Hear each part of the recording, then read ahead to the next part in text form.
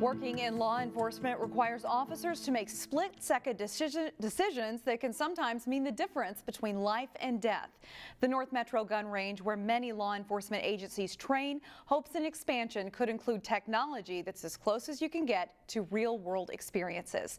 But as Delane Cleveland reports, the expansion would require the help of state lawmakers. At first glance, Maple Grove's North Metro Range looks relatively nondescript. But in actuality, right now we have 19 other entities besides the city of Maple Grove that use this facility as their training ground. The building serves a vital role for a number of law enforcement entities in the Northwest Metro. We're essentially training the region. So we're giving the region the best possible training from the local to the federal level, and we're all working together. So we have the best trained public safety personnel for their communities in the region. However, there's a cost associated with providing that valuable training to the region. It's completely booked, it's completely full. Other agencies want to come here because it's a great facility, but they can't because there's no time. So we need to have a bigger, better facility so everyone can train and become better officers.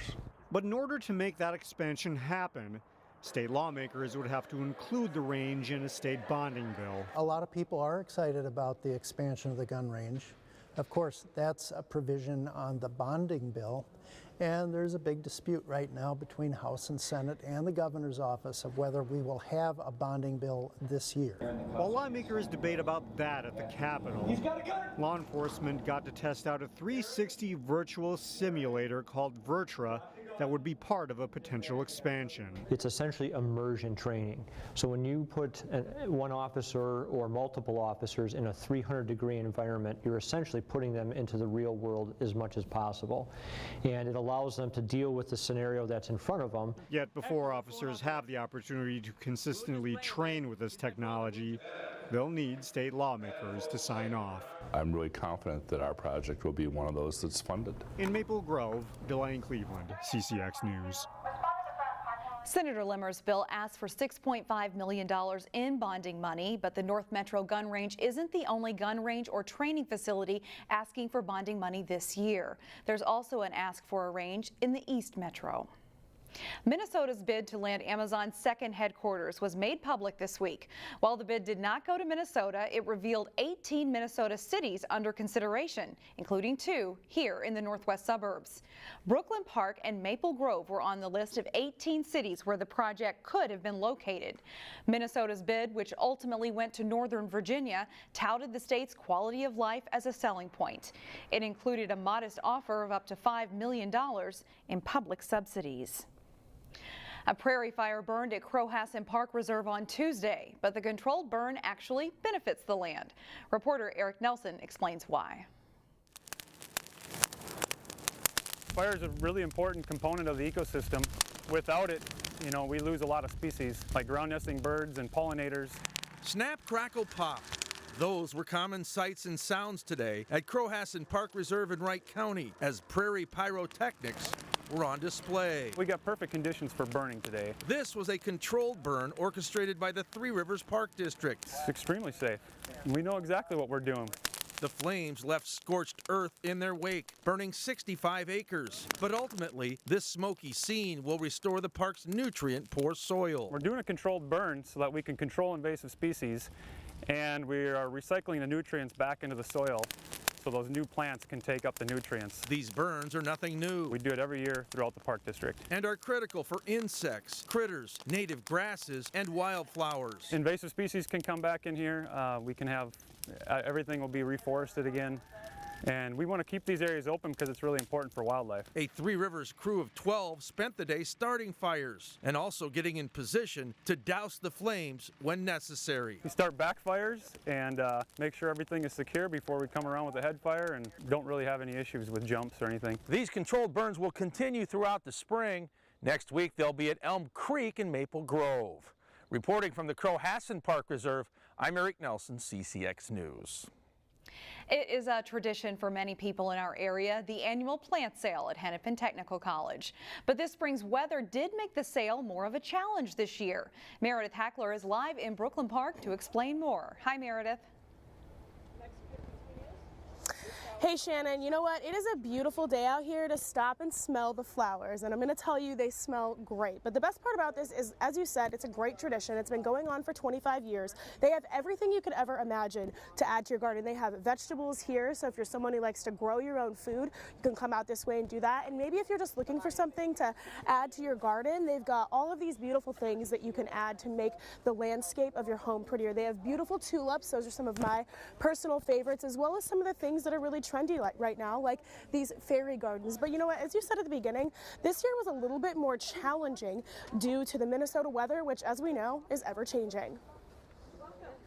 At an event where we had a lot of rain early in the day, and it turned to sleet, and then it turned to ice, and the entire greenhouse collapsed. And it is a hardship, but I come from industry, and so I kind of know how those things go. And the college hired a company to take it completely out, and eventually we hope to replace it with something better.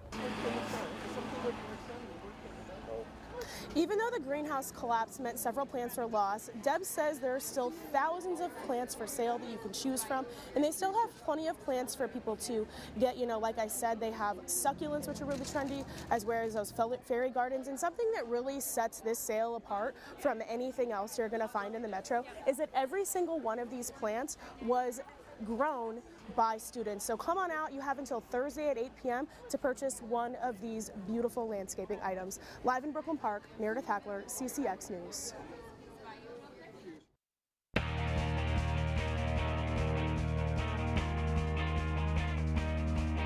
The U.S. Women's Open Golf Tournament begins later this month in South Carolina. Today at Rush Creek Golf Club, 35 women tried to earn one spot in that event.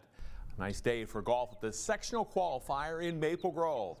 Champlin Park graduate Megan Munichie and current University of South Dakota golfer, one of the players in the field. This is her third shot on the par 4 ninth hole, curling down to about 10 feet from the pin. And Munichie steps up and rolls in a par putt as she heads to her second 9 of the day. Wayzata High School and Michigan State University graduate Sarah Burnham playing on her home course and trying to qualify for the U.S. Open for a second time in her young career. Burnham on Rush Creek's par 5 8th hole just misses on this birdie putt. She'll putt in for par. Burnham shoots an 18-hole score of 74, 4 shots off the lead. It's a 36-hole event today, and golfers were still out on the course. This taping of CCX News. We'll have more on our Wednesday show. After losing their first 5 games of the season, the Osseo baseball team is turning things around. They face district rival Park Center on the Pirates' diamond Monday. Osseo gets on the board as Jake Contreras grounds to second. DeSoto's second, a little off target and gets away. That allows A.J. Valeri to score in the top of the first, and it's 1-0 Orioles. Same inning, and Osseo's Matthew Kitzman drops a single in the left field. Lucas Partonen scores to make it 2-0 Orioles. Still in the first, John Klein drives it to right just over the outfielder's glove. Turns into a triple to score a pair of runs, and Osseo puts 4 on the board in the first inning. Walker Holtgren does good work on the mound, keeping the Pirates in check and getting the strikeout here. And he does a nice job fielding his position, too, coming off the mound to field the dribbler. Gets the batter at first. It's still 4-0 Orioles after 4. Down 4-1 in the 6th, Park Center's Matt Dobler rips a base hit past the shortstop and into left field. Jackson Dwyer scores in the play, and it's 4-2 through 6.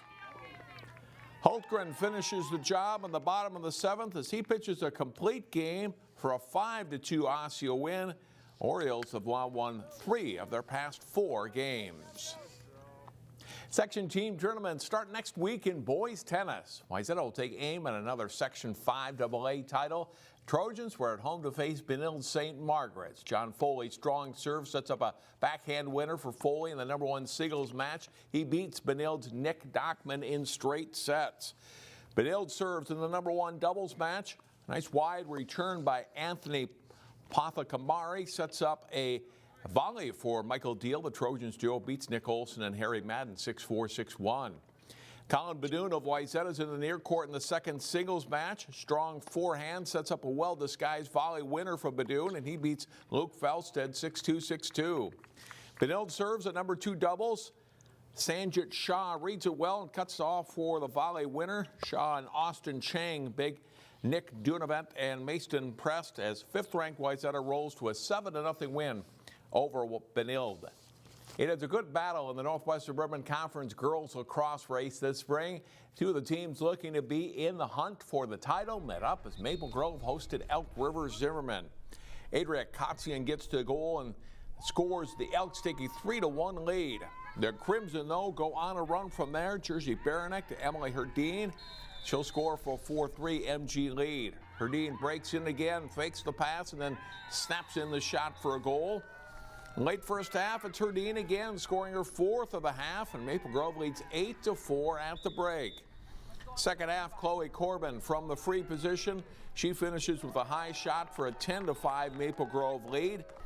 ERZ rallies. Hallie Johnson will make a run and scores. The Elks cut the lead to 10-8.